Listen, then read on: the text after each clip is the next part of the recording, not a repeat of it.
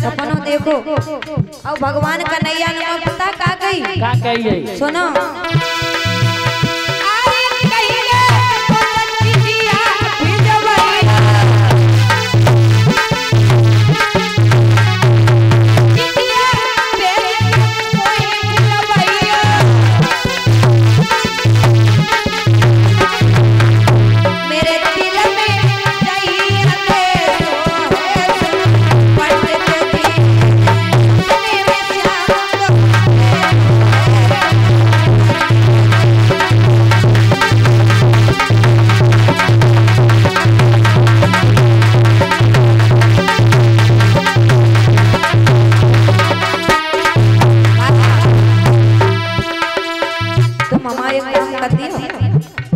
हमें एक चिट्ठी लिखे दे रहे और तुम बात चिट्ठी हमारे कन्हैया तक भेज दियो। कन्हैया तक? हाँ द्वारका चले जाओ। पागल होगा काहे? द्वारका के अंदर ही माली चले मजे में। बाबा जी अगर तुम नहीं गए आज ही फांसी लगाए मत जाए बाबा जी, तुम चले जाओ। मतलब फांसी लगा लिए? हाँ मेरी बात सुनो।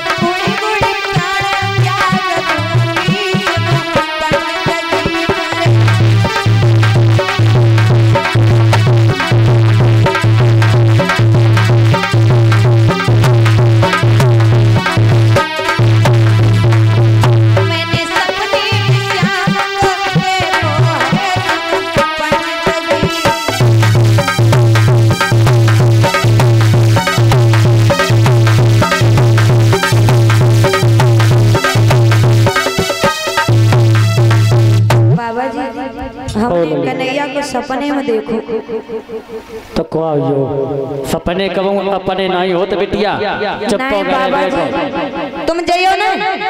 हम तुम तो पागल हो गई हो। जब बताओ द्वारका कहीं यहीं है वो बचते हो चले जाओ। तुम्हें जाना पड़ेगा, नहीं जाइयो तो तुम्हारे सामने अभी हाल द्वारका हमसे 750 किलोमीटर दूर है।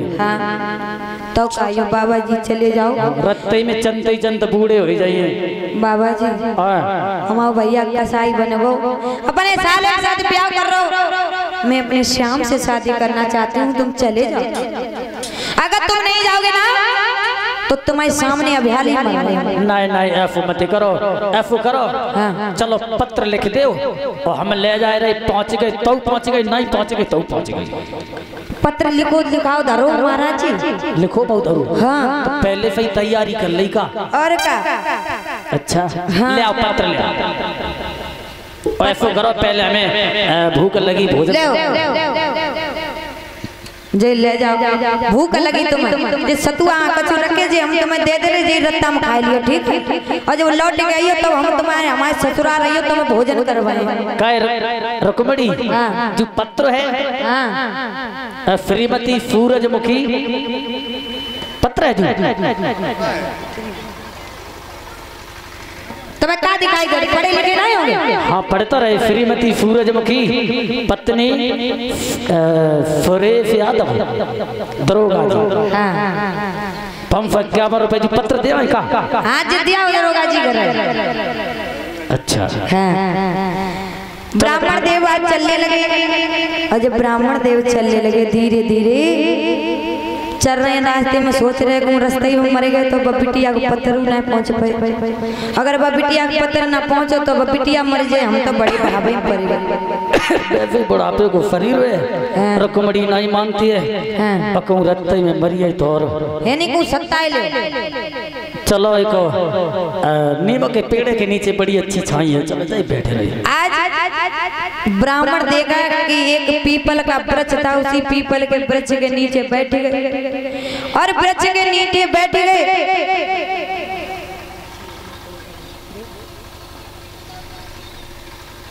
अब बैठ गए विचार करने लगे मन में कि दोपहरी भी लमाई लो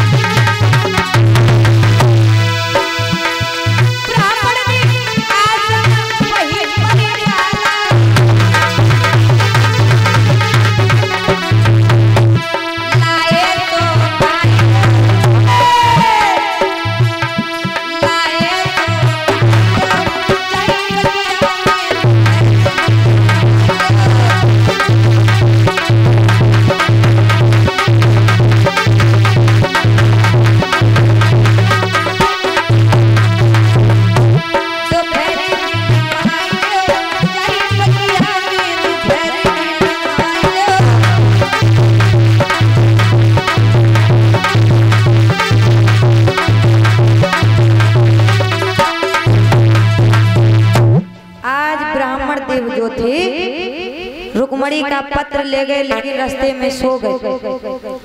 रास्ते में सो गए। भगवान कन्हैया ने देखा कि मेरी रुक्मणी का भेजा हुआ ब्राह्मण देव तो सो गए, और अगर ये सो गए तो हमारी रुक्मणी का संदेश कैसे आएगा, क्योंकि कभी भी भगवान बगैर बुलाए नहीं आते, और तुम बुलाओगे तो भगवान जरूर आएंगे, भगवान बगैर बुलाए नहीं आते। उसी समय भगवान कन्हैया ने योग माया से उठवा करके आज अपने द्वारका की बगिया में लिटवा दिया। ब्राह्मण देव की आंखें खुली, और आंखें खुली तो एकदम से देखा कि हम कहाँ हैं। धीरे धीरे आगे चले तो एक ग्वाला से पूछा का भैया, बोले हाँ, कि द्वारका जाना है। बोले यही तो द्वारका है। का एक काम करो भैया, हमें ये और बता दो कि कन्हैया कहाँ मिलेंगे। का ब्राह्मण देव को ऊंचा सा एक महल दिखाई दे रहा है ना, वहीं पर कन्हैया रहते, तुम चले। ब्राह्मण देव गए, और ब्राह्मण देव गए तो देखा भगवान कन्हैया सिंहासन पर बैठे थे। बलराम भैया ने पूछा कि ये ब्राह्मण देव कैसे आना हुआ। कहा कुछ नहीं। ब्राह्मण देव ने कहा कि मुझे श्याम से मिलना है। कहा श्याम से? कहा मुझे श्याम से मिलना है। तो उसी समय कहने लगे जी सामने जो बैठे हैं ना, सामले कलर के जय श्याम। पंडित जी ने जैसे कन्हैया को देव को विचार करने लगे, मर गए। कहाँ देखो इतनी सुंदर, और कहाँ जब करिया के ऊपर मरे गए हैं, न सकल को ना कलो। और जैसे ही भगवान ने बात सुनी तो धीरे से मुस्कुराहट छोड़ी, और जब भगवान ने मुस्कुराहट छोड़ी तो आज भगवान की मुस्कुराहट देख करके ब्राह्मण देव कहने लगे काला है लेकिन दिलवाला बहुत सुंदर है मेरा कन्हैया। पास बुलाया का कन्हैया है, यहाँ पर आओ। का कहिए बाबा जी।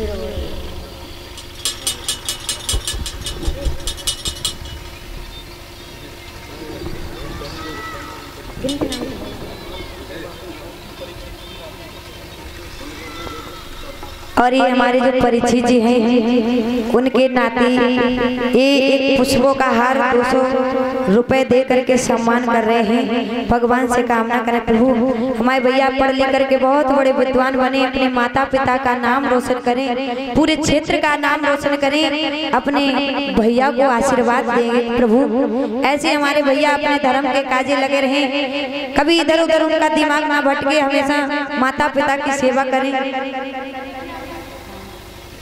और ये छोटा सा भैया हमारा ये हमारा सम्मान कर रहा है 200 रुपए दे करके। भगवान से कामना करें प्रभु हमारा लल्ला बड़े होकर खूब बड़ो विद्वान बने, माता पिता का नाम रोशन करे, पूरे क्षेत्र का नाम रोशन करे। भगवान हमारा भैया ऐसे ही धर्म के काजे हाथ बढ़ते रहे, भगवान से आशा और आकांक्षा करेंगे। बोलिए राधे।